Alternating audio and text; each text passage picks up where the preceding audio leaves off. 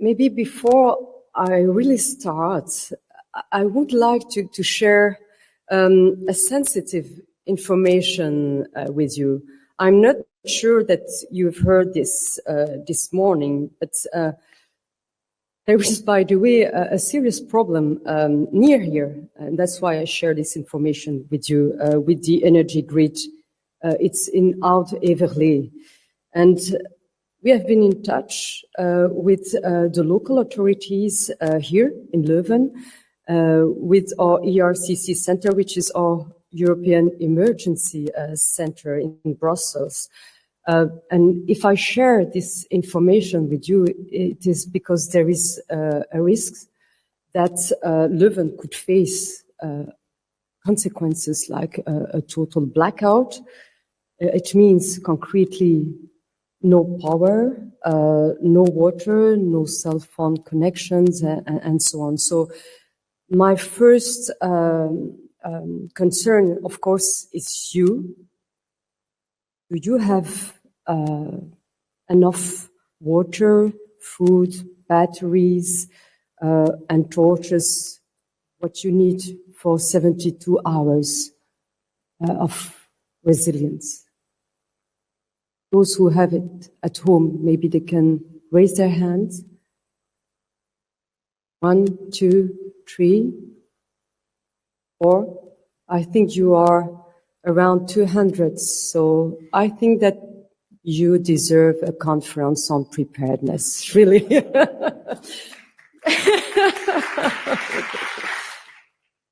Fortunately, there is no emergency. This was just a test, a kind of wake-up call. A blackout is just one of many emergencies that you may face one day in your life. And you may think now that this scenario cannot happen, it's not realistic, but now you can just ask the people in Spain, for instance. Earlier this year, they faced a blackout where everything stopped. Cash machines, traffic lights, metro communication, and they had no idea for a couple of critical hours of what was happening, and most people were not prepared, just like you today, but not after this conference, I'm sure. And I'm sure you all know Darwin. He once said, "It is not the strongest of the species that survive, not the most intelligent, but one's most responsive to change. It means the most adaptable people." And as Professor has just said, 1 year ago, this week, I became a European Commissioner. And I still remember when President von der Leyen told me that I will be Commissioner for Preparedness, Crisis Management and Equality. And like the majority of the people, my thought went straight to natural disasters, floods, fire, earthquakes. But today I can assure you that I know that these threats are far more complex than natural disaster. Over the past year, I've traveled across Europe and far beyond to places like Bangladesh, like Jordan, Syria, Colombia, to see how countries prepare for the unexpected. And it is clear that every country has its own approach. For Spain, Portugal, and Greece, the priority is wildfires and floods. Italy, it's earthquakes. In Poland, Sweden, and Finland, it's armed conflicts, sabotage, and CBRN threats. And here in Belgium, I visited the port of Antwerp and saw how vital it is to protect this critical infrastructure. And the added value, the real added value of the European Union is to make sure we all have a common understanding of today's threats. Let me reflect on the European Union. We can say that it's a success story. You will all agree. And above all, it is built of course, on peace. 27 countries choosing cooperation over conflict, with more knocking on the door to enter. And today, we are not at war, but we are not at peace. We are in a kind of gray zone with a lot of uncertainties. And we have had wake-up call after wake-up call. COVID-19 pandemic, the Russia's war of aggression against Ukraine, and natural disasters due to climate change. Last year, floods in Valencia killed hundreds, and here in Belgium in 2022, floods killed 39 people, and we cannot forget them. Hybrid and cyber attacks are increasing. Drones fly over military sites and airports in Brussels, Charleroi, Liège, and across Europe. And just a few weeks ago, a strategic railway line on the Polish-Ukraine borders was blown up. We are attacked on our soil, but also on our democracies. They are also targeted. In Moldova, 14 million cyber attacks hit government systems in a single day during the election campaign. That is what a modern attack looks like. Today's threats are not coming only from the trenches of Ukraine. They reach into every corner of our societies. Our power grids, bank supply chains, raw materials, social media, and yes, the phones each of you have in your pockets. We don't live in a bubble. We live in a world of intense competition when countries strike not only with bombs and bullets, but also with bots, blackouts, and brainwashing. And I'm not laying out these threats to scare you or to be alarmist, but because they are real, they are facts, it's already happening, and we must be aware of it and adapt to this new reality. And that is exactly what we are doing with our first ever preparedness strategy. We are building a new era of European security preparedness. And it must work like a well-trained orchestra, where everyone knows their part, everyone knows what to do when the crisis hits. This strategy is built on the Niinistö report, the former president of Finland, one of the most prepared country in our European Union, and we are moving from reacting to disaster to anticipating and preparing for them. And it follows three very simple principles. First, an all hazards approach, where we look at every risk, natural, man-made, and their cascading effects across sectors. For instance, floods can impact transport, communication, and can even provoke an epidemic.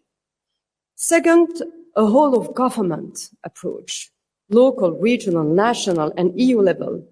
Everyone knows their role in case of emergencies.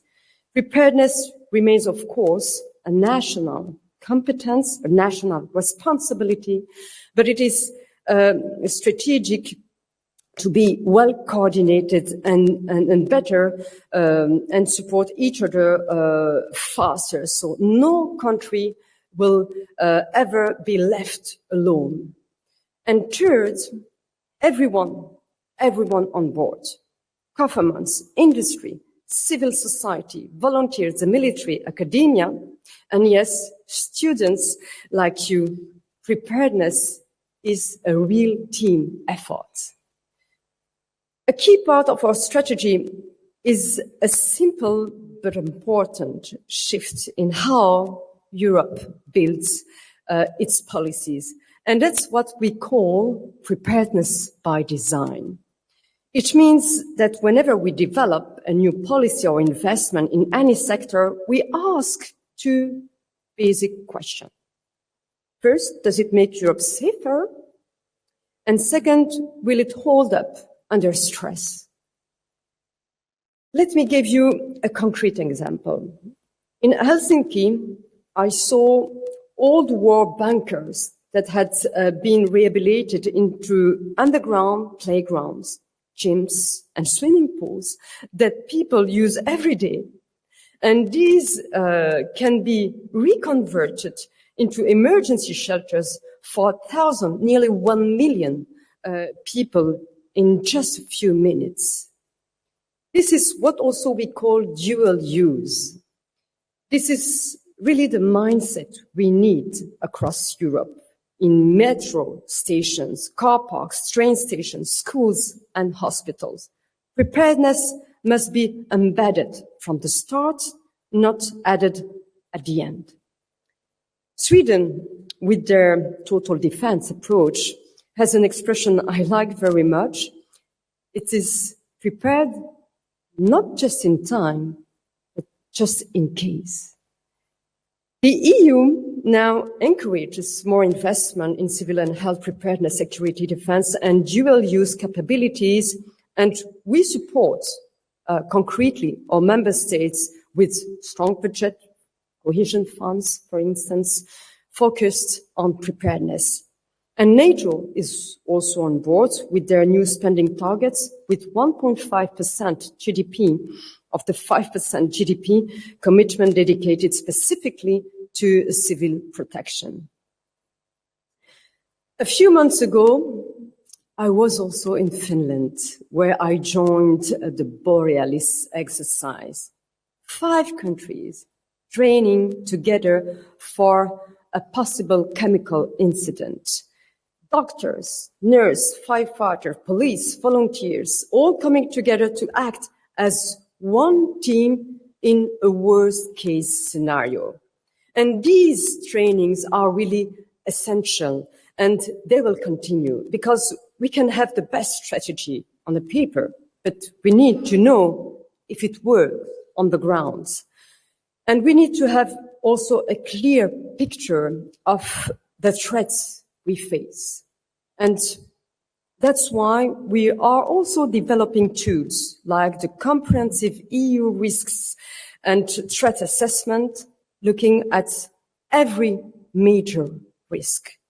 And we want to put into place also a coordination hub and crisis dashboard so leaders can make faster, better informed decisions.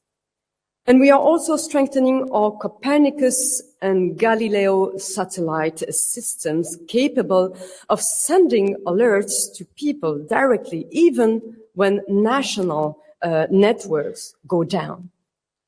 And these satellite systems are already, by the way, saving lives. And I saw it firsthand in Jamaica very recently during the Hurricane Melissa.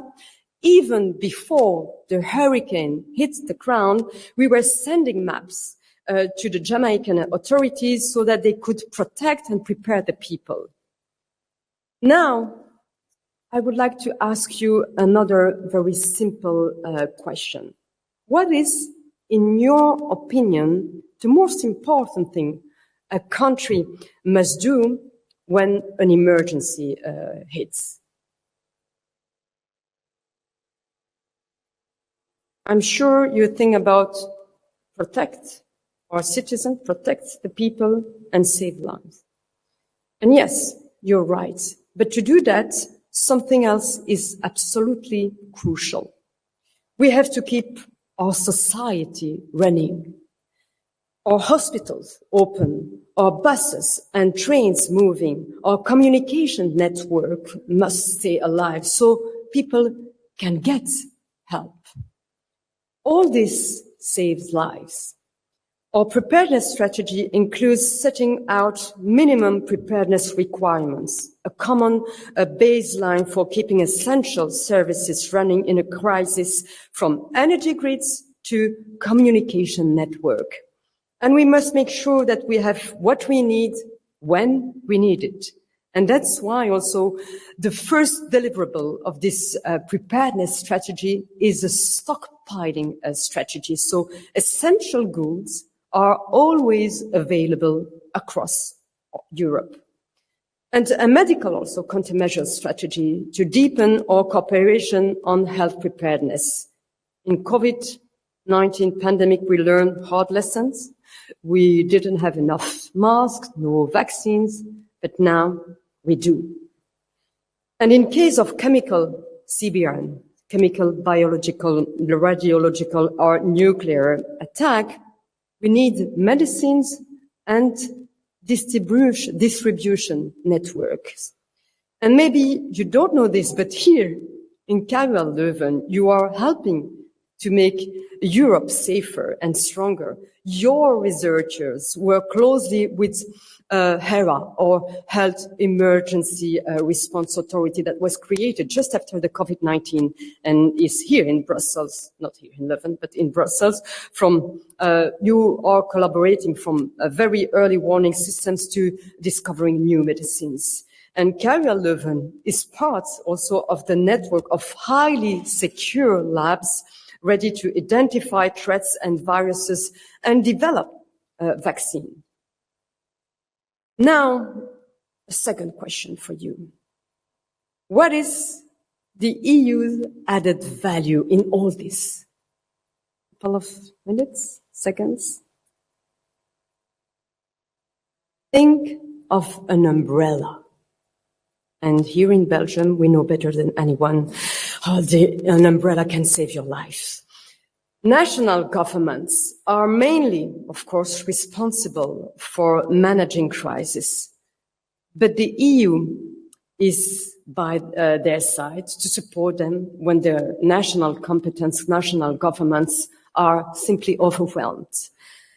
We have a mechanism that we call the European Union Civil Protection Mechanism. It is our protective shield in times of emergency. It was created 25 years ago, and now requests for assistance have gone up over 10 times since the beginning of its creation. And that's why we are making it even stronger, mainly by changing our mindset, more anticipation and less reaction.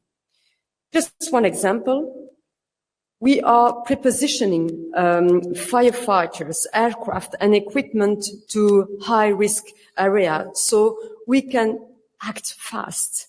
Last summer, for instance, we prepositioned around 700 firefighters coming from different 14 member states in 5 countries at risk of wildfires: Spain, Portugal, Greece, Italy, and France.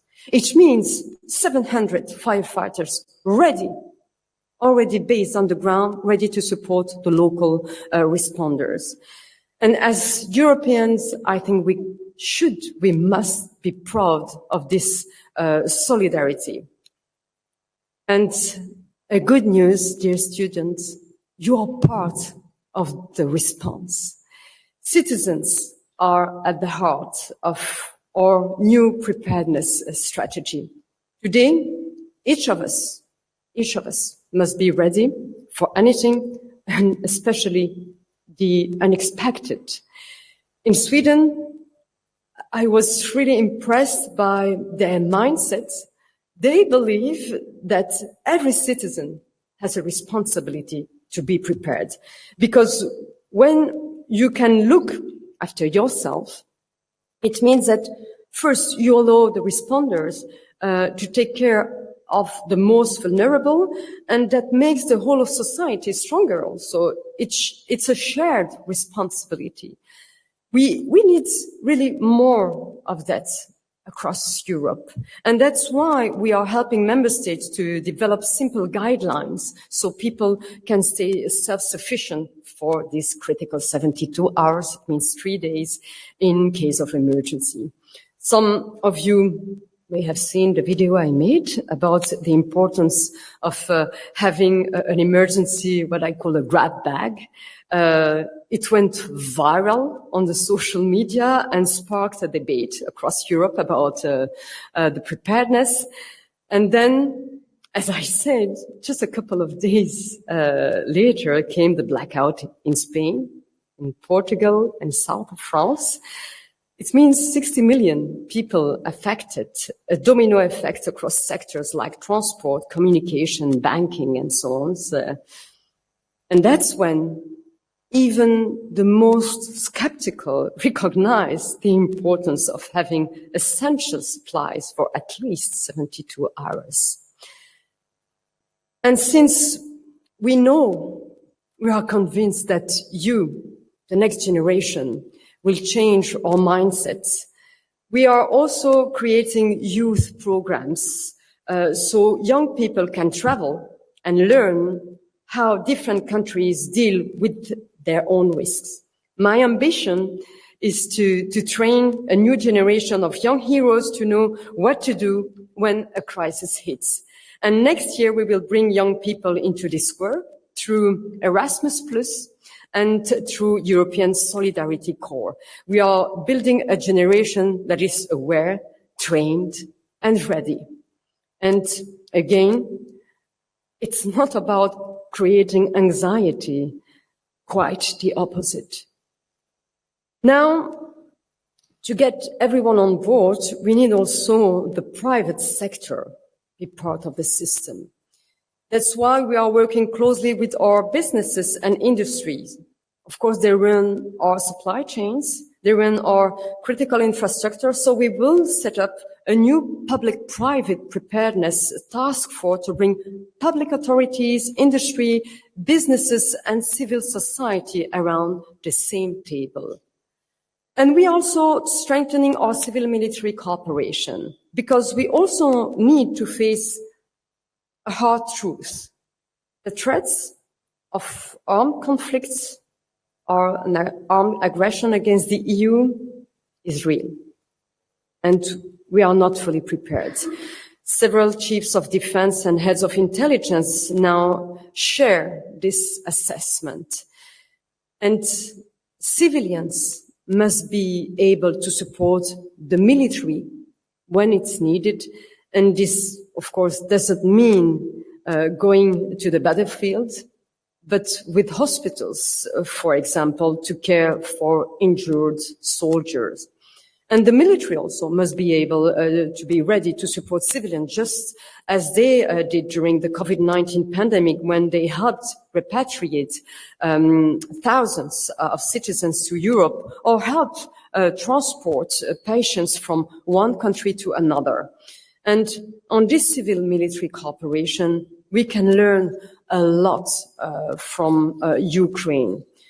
During my visit to Ukraine, I saw how civil and military actors, along with the private sector, work together to keep a country running even in wartime.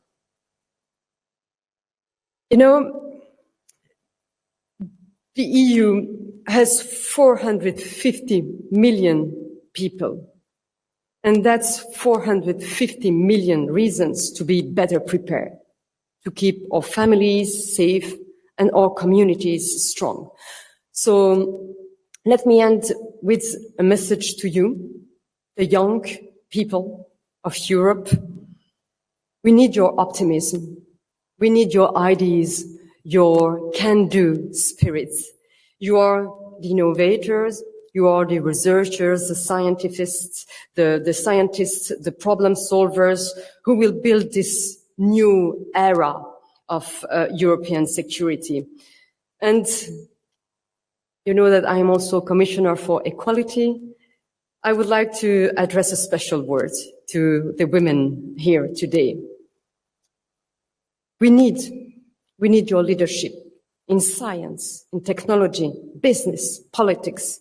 Your voice and your talents make Europe stronger and better prepared. And I'm right by your side. Thank you. Thank you again for your warm welcome.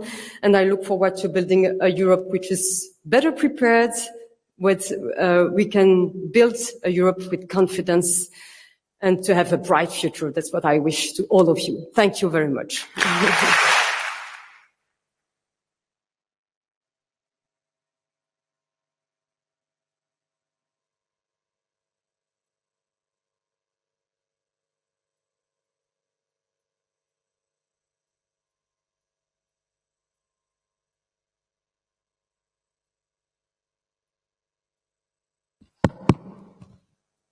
Thank you so much, dear Commissioner, for sharing your vision about European preparedness, also mentioning your bag.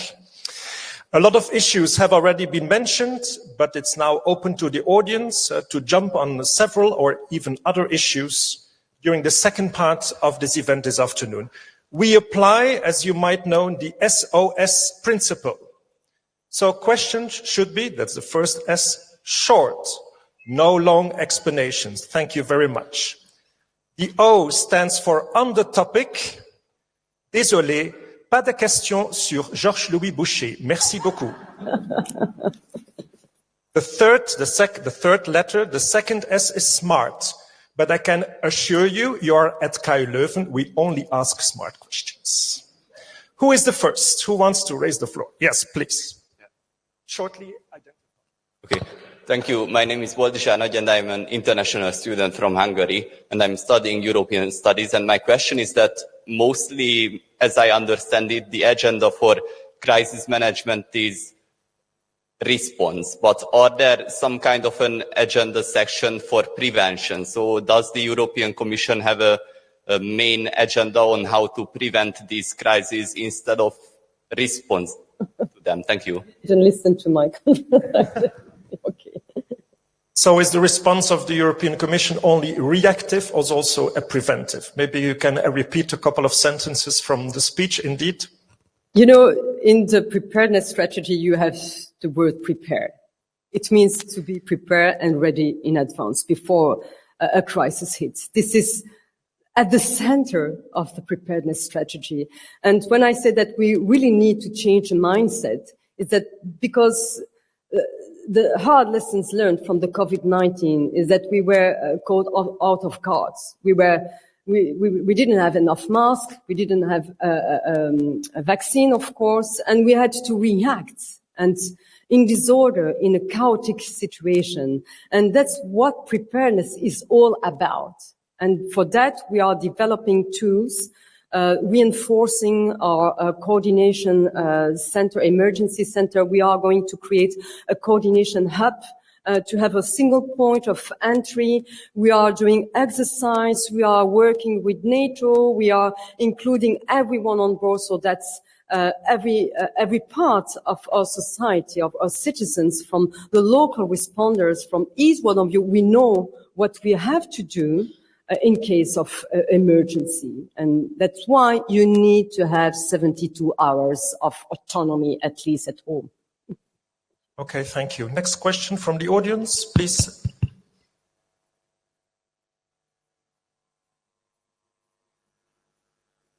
Hi, I have a question about gray zone attacks.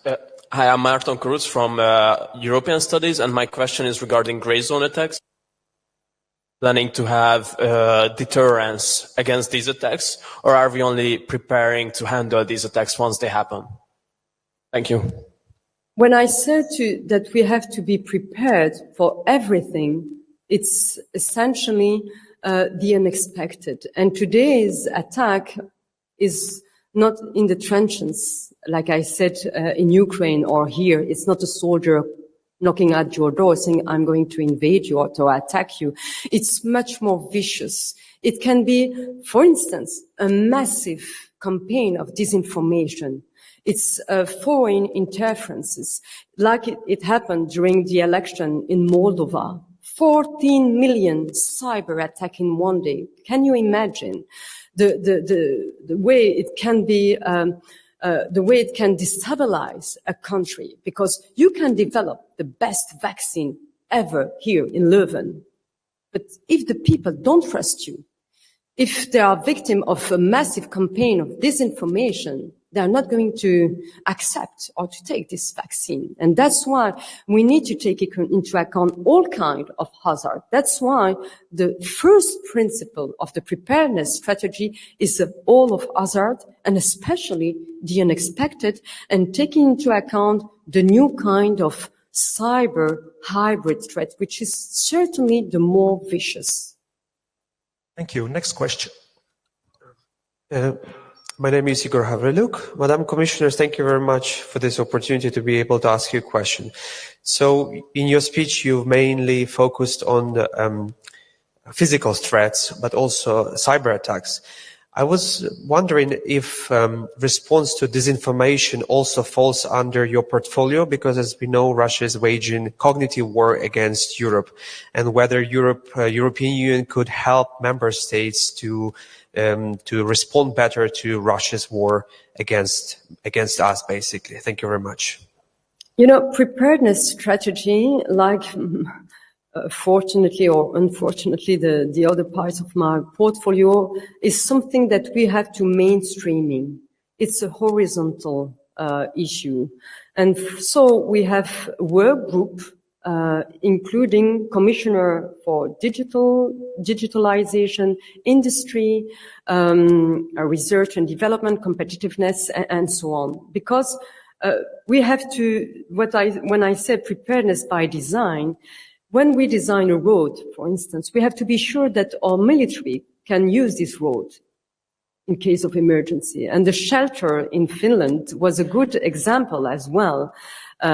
We have to be sure that when we build a new metro, for instance, that we can use it as shelter as well. These are for physical threats, but of course, we have also disinformation, and for that I work with Henna Virkkunen, which is our EVP and Commissioner for Digitalization, with AI Act, which is AI Act, and Digital Service Act, to include also and to create awareness and responsibility for the big platform, because they are also responsible of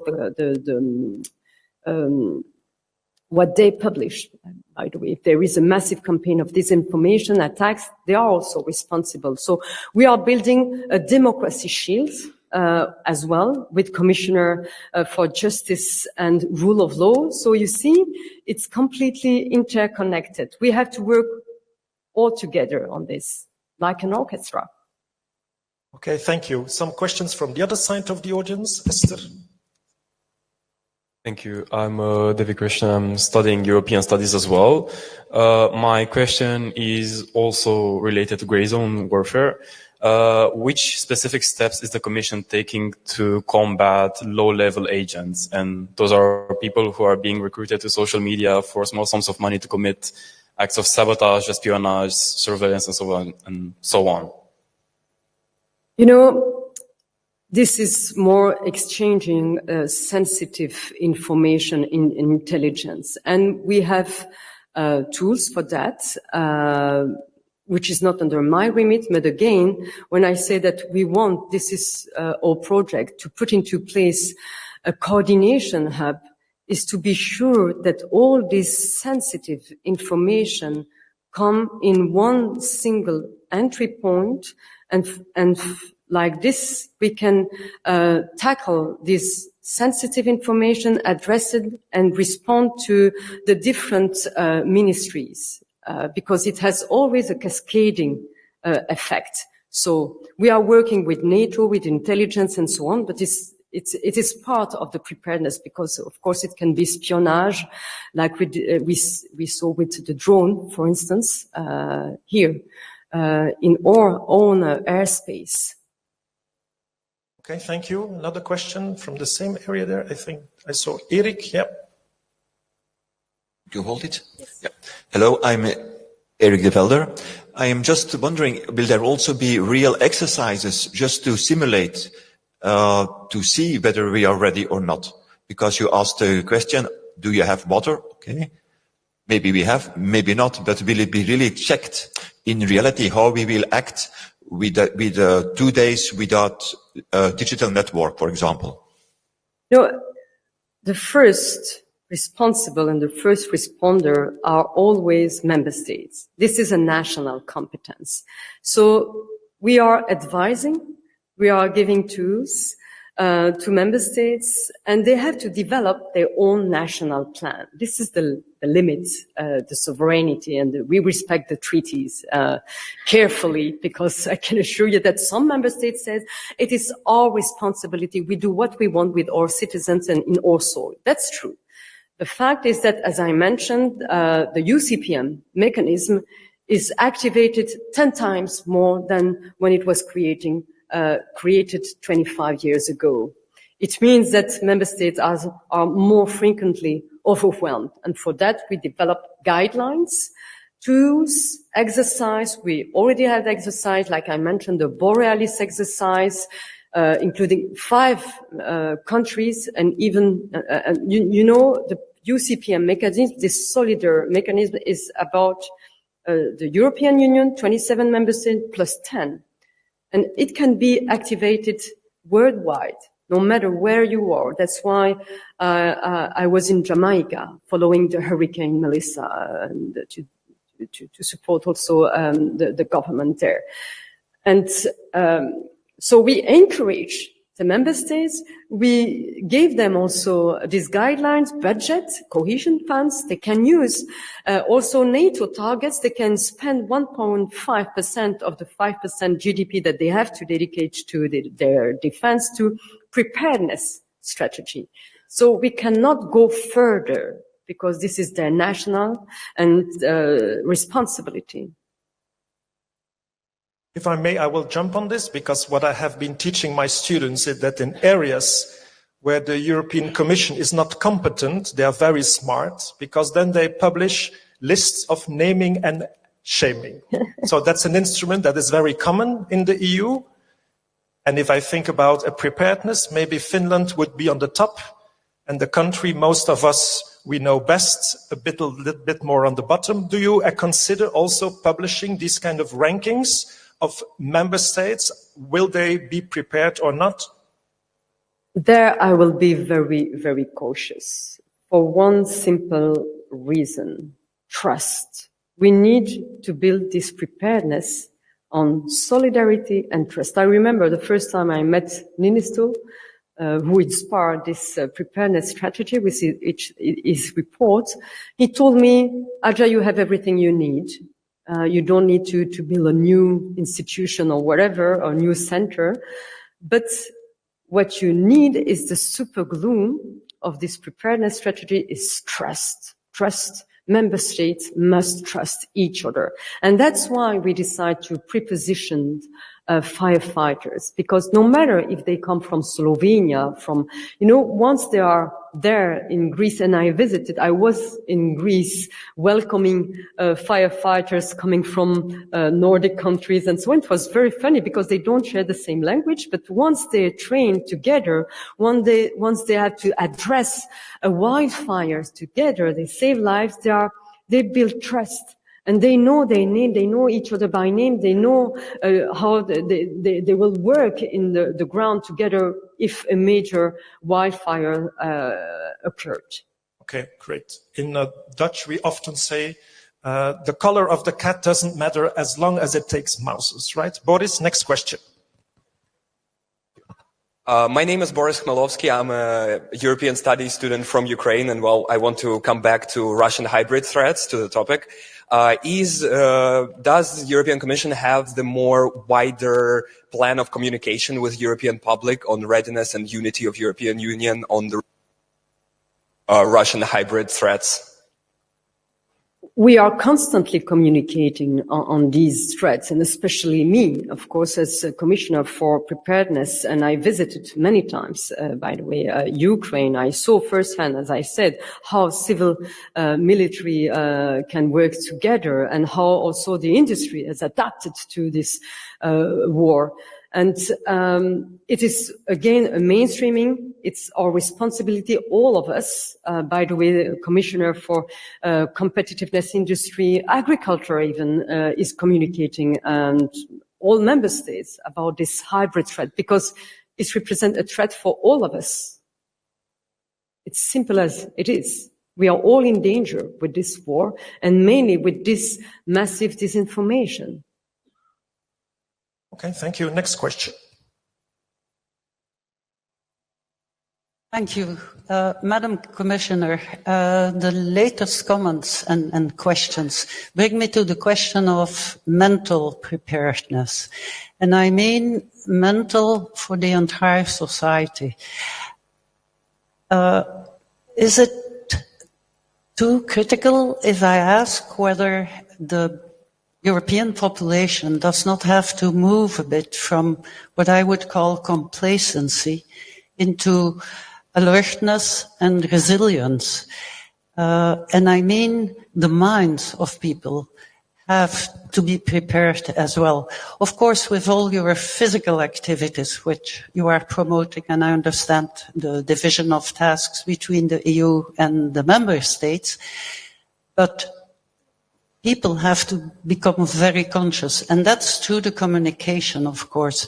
But it's not like it's enough to read the newspaper.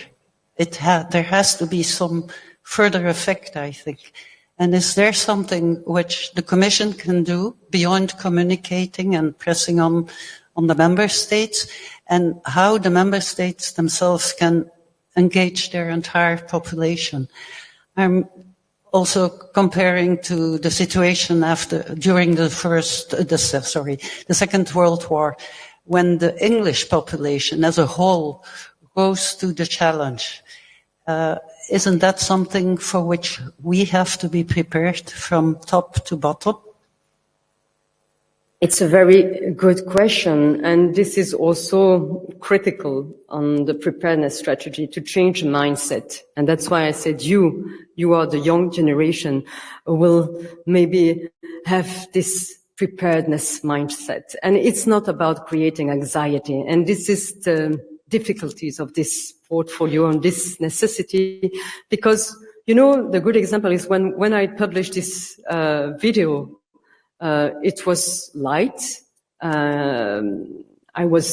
I had my bag and taking all what we need for 72 hours, a torch, a lamp torch, water, and so on, as simple as that. But there is no one size fit all. If you live in Spain, you need more water, for instance, or if you are sick. If you have some specific illness, you need your own medicines, of course. If you are diabetic, you need for 3 days insulin, for instance, and not me. And such a kind of thing. It was very simple, and then it was really, really criticized. I was very, yes, it created a debate, but the good thing is that it has been seen more than 4 million times. And, it was also, this video was victim of bots. It was mainly from the extreme right, but then it became viral, and even in the mainstream media, and they accused me to create anxiety. And so it means that but it was in some parts, some country of the European Union, but in Finland, in Sweden, they were only applauding me. And they even sent me a letter to encourage me to do more, such a kind of video. So you see, we have a different understanding and a different mindset. The difficulty is to make what we call in French the grand écart between a country like Cyprus, let's say, or Greece, and Finland. And I can assure that it's a headache sometimes, because in a confidential manner, when I speak to some of them, after 30 seconds, chrono, they talk about the importance to keep all the things focusing on earthquakes. This is the most emergency. This is the major threats. But for others, it is war. It is clearly cyber attack that is already happening. And we need, and there is the added value of the European Union and our European strategy to act as an umbrella and to have a good understanding, embracing all these threats and capable to help different member states in different geopolitical reality. And of course the mindset is different. In Finland, they are only rehabilitating shelter. But we never had shelter like this in Belgium, for instance, or in Spain. So what to do? So you see, it's difficult, but we have other grounds. We are facing other realities, and another information which is important. We had a Eurobarometer, a survey showing the different perceptions of threats among our citizens. And in Belgium, they just don't know. They don't have a clue, no idea what kind of threat we might face. And it was conducted after the floods of 2021. So it's quite worrying. We have a short memory. Is there also a difference in terms of ages? You made it very clear that there are differences among member states. Are there also differences within age cohorts? Clearly, and the good news is that the youngest, they really want to be prepared. They are very interested. I had a couple of meetings with young audience, the youth, and they are very excited by this idea of young generation heroes and Erasmus Plus of preparedness and volunteer and so on. That's good. Okay, we are also very young, but you mean very, very young, right? Next question from your left neighbor. Thank you very much for a very inspiring lecture. My question was, in fact, a bit what you just answered. It was the strategy of the Commission to put the responsibility with the individual citizens. They need to be able to survive for 72 hours. So my question was indeed, is this the right strategy to put the responsibility with the citizens, or does it need to be with the states? How difficult was it to convince the different member states, which you answered? But when you would come back next time, which I hope, how are we going to make sure that many more hands will be put up in the air when you ask the same question, who has this survival package, which in all honesty, Marianne has, I don't. So I will make sure that I buy one. Well, I hope that if I come back, you will have a full room. I hope that everyone will be prepared here. But we didn't want to focus only on citizens, by the way. We talk really of, this is the third pillar of this preparedness, which is whole of society approach. And as this is my personality, to communicate directly to our citizens, because we always say that Europe is, some, monster, completely disconnected from the rest of the world, somewhere in a roundabout in Brussels. I wanted to make it more concrete for the people, but of course, when I talk about a whole of society approach, it's everyone. Everyone has a role to play, and again, the good example is Sweden. Every household received a brochure with some advice, a very simple one. I presented during my press conference of, in case of war, it is clear. There it is written. I can assure you that if we distribute this brochure here in Belgium, there will be a movement of panic. So we don't advise the Belgian authorities to follow the Swedish example, but again, there is no one size fits all. But, no matter what happens, if it's an earthquake, if it's a floods, a wildfires, or a cyber attack, very recently I was in my home and there were a chemical incident, and they advised us to close our doors, our windows. I'm sure you have been confronted with this reality once in your lifetime. Otherwise it will happen. And by chance, and luckily it was only for a couple of hours, but imagine that it will stay for a couple of days. So you need to have, because indeed it gives the time to the responders, the authorities, to take care of the most vulnerable person with disabilities, the elderly, women and children. And also in Sweden, they are what I've learned from them is that they are prepared and they have peace of mind because they know that they have everything. They have a very good level of preparation over there, and they are very quiet. They can sleep well at night because, if something happened, I visited a school where they had 40 days of autonomy.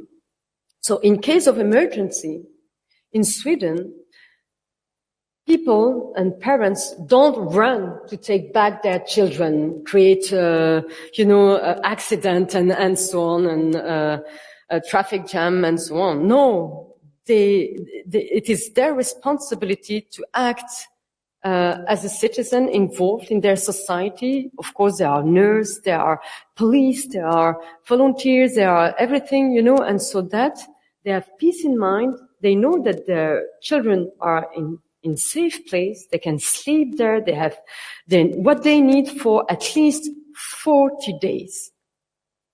And they are in total autonomy. Even if the supply chain is disrupted, they have everything they need for 40 days. It's amazing. And also they talked about preparedness and emergencies and crises as part of the curricula. It's normal. It starts at the age of 6. Okay, let's try this at KU Leuven. If all the students can stay here for 40 days and the teachers and the professors provide everything, it would be a good team building exercise. Next question, on a more serious note, I guess. Thank you for the lecture. My name is Valentina and I'm studying in the Masters of International Politics. Sorry. And I would love to know whether you think that the EU would have even a better preparedness if it had more competences. Don't push me. Yes, that's a question about treaty reform. Does the EU really need competences in order to do more? I'm not convinced that we need more competence. We need more awareness. We need more coordination and more trust, this super glue, because we have everything we need. If every member state is developing their own strategic plan and we exchange the best practices together, that's what we are encouraging, by the way. And we have the means, we have the budgets, and that's why, by the way, we decided for the next MFF, the multi-annual financial framework, we propose 10.7 billion euros to put into place our strategy, which is something. And we merged ECHO, which is our emergency center, let's say so, and humanitarian response, with HERA, which is health. So we really have a comprehensive understanding and harmonious response in place, but of course the member states must follow. Okay, thank you. Another question from the other side. Hi, I'm Anna. I'm also a European Studies student. In relation with cyber attacks, there have been thousands, if not millions, cyber attacks to women and children because AI has been evolving rapidly, and there has been creation of possibly and illegally sexually implicit content that has been scarring women and kids for life. What EU can do to prepare and also help the victims of this, because AI has been evolving rapidly and it will continue. So what can we do for this to protect ourselves?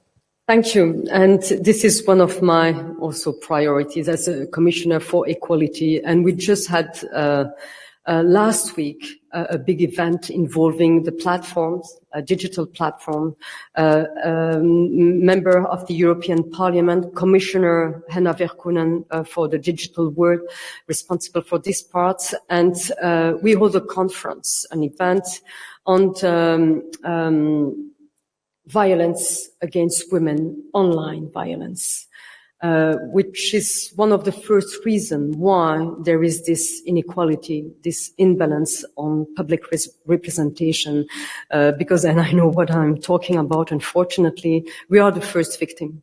80% of cyber attack and AI,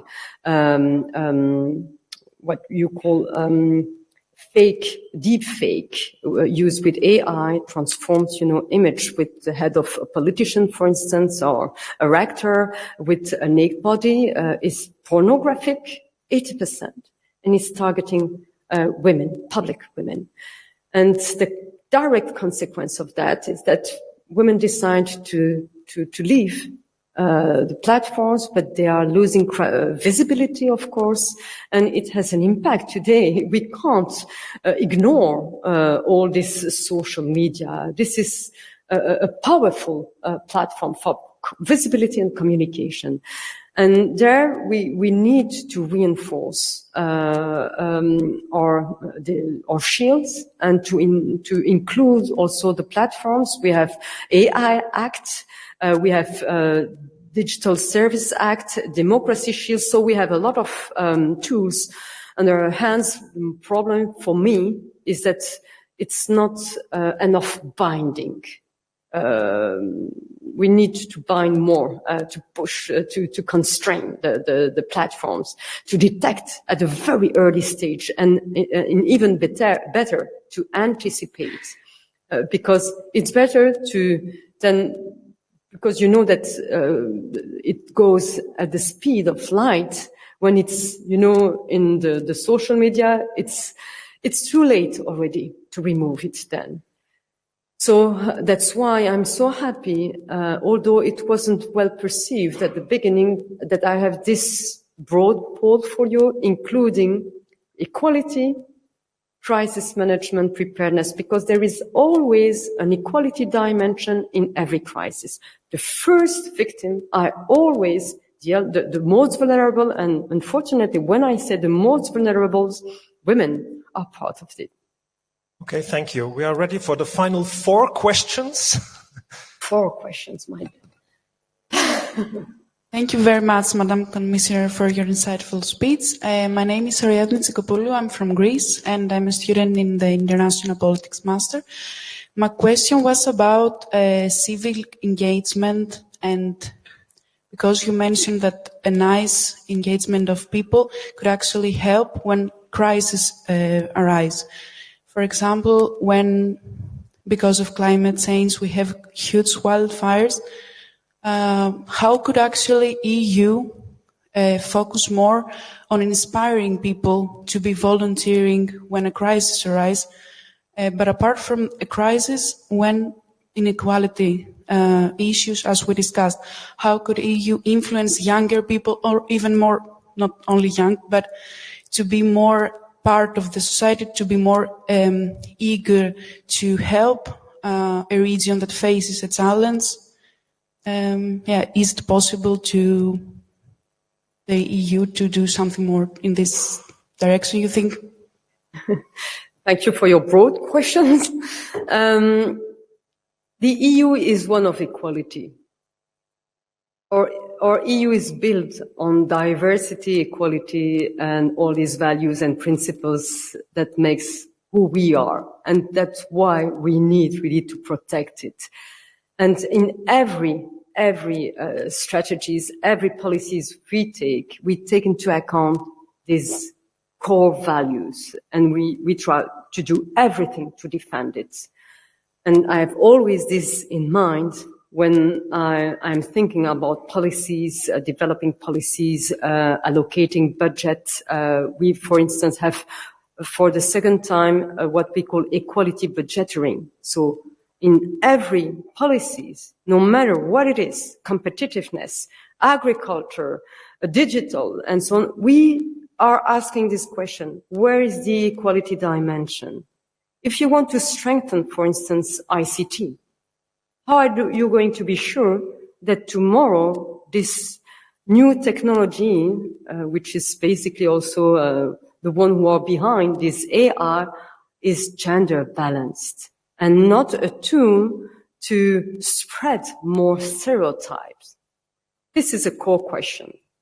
And that's why I'm very happy to have this portfolio, because and it's quite time consuming, because I'm sitting at all working group with all my fellow commissioners, because I'm nearly involved in everything we do. In external policies, in internal policies, protection, equality, and so on.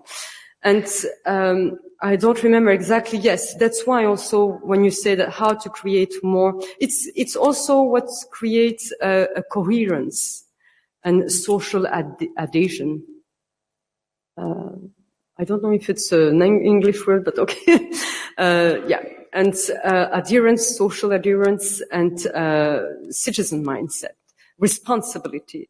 And that's why I'm so excited. I hope that we will be able to create this Erasmus Plus on preparedness. I'm deeply involved on this. I'm in touch with many ministers of interiors because this is their responsibility to have this exchange, and Commissioner Mikalev, which is responsible for youth.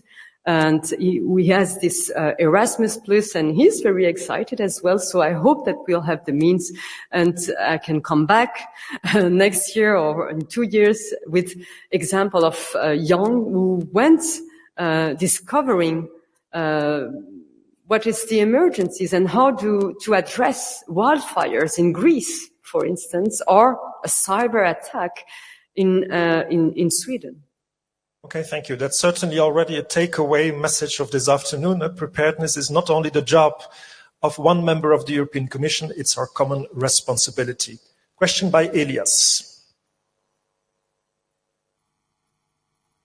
Good afternoon. I'm the European Studies, and I actually wanted to come back to the very first question about the distinction between reaction and prevention. Because of course preparedness is a kind of prevention, but at the same time it isn't. Because like you said, the member states are becoming more and more overwhelmed by attacks, crises, and preparedness is about what to do in case when you are getting overwhelmed, when you are getting attacked. But is the EU, in your opinion, doing enough about not just what to do when you are attacked, but also that the EU is attacked? So more this long-term view. For example, probably the weak stance of the EU with regard to Gaza isn't doing the EU any good on the world stage, and can probably backfire in the long term, which isn't good for contestation against the EU, which can lead to more contestation, and more preparedness is needed when there's an attack, but not that there is an attack. So in this long run, is the EU doing enough according to you? So I wouldn't talk about two very different things. Yeah, it's very different. On preparedness side, what are we doing to be really prepared and anticipate? I can give you a very concrete example. We have been surprised, taken out of guard by the COVID-19 pandemic. We created HERA, or Health Emergency Response Authority here in Brussels. Now, in HERA, we have an early warning system, monitoring the wastewater, for instance. And we are also developing vaccines on antimicrobial resistance. We have 30 keys. I will not develop here all the 30 keys, but it goes from early warning system to joint procurement to be sure that even the small country with little size, less than 10 million population. We have, for instance, Slovenia, who were not able to have vaccines because they were quite isolated in their corners. So we have to be sure that no country is left behind in case of an emergency, health emergencies. Today we have all these tools pre-positioned, prepared in strategic warehouses in every corner of Europe. So this is part of our stockpiling strategy. We have masks, we have laboratories, we have already, for instance, laboratories ready to develop a channel to distribute. So it's quite what is anticipation about. Now on Gaza, which is a complete different thing, there we are on a war which involves the external action of our EU, and there the only competence that we can have is to have the unanimity of the Council. It means the 27 member states agreed to do something together. It required unanimity. And there, today, with today's political landscape, even in Europe, we are quite in a position where it's difficult to obtain this unanimity. Okay, thank you. Last question, but one from the back of the audience. My name is Alkım Özkazanç, and I'm a Master of International Politics student. Madam Commissioner, during your tenure as a commissioner, have you ever encountered a situation in which there was a need for trade-off between inclusivity and effective crisis response? And if yes, how did you manage to navigate out of the situation? Others basically fall within your portfolio? I didn't understand. I'm sorry. I didn't understood. Have you ever encountered a situation during your tenure in which there was a need for a trade-off between being inclusive and effective crisis response? If yes, how did you manage to navigate out of the situation?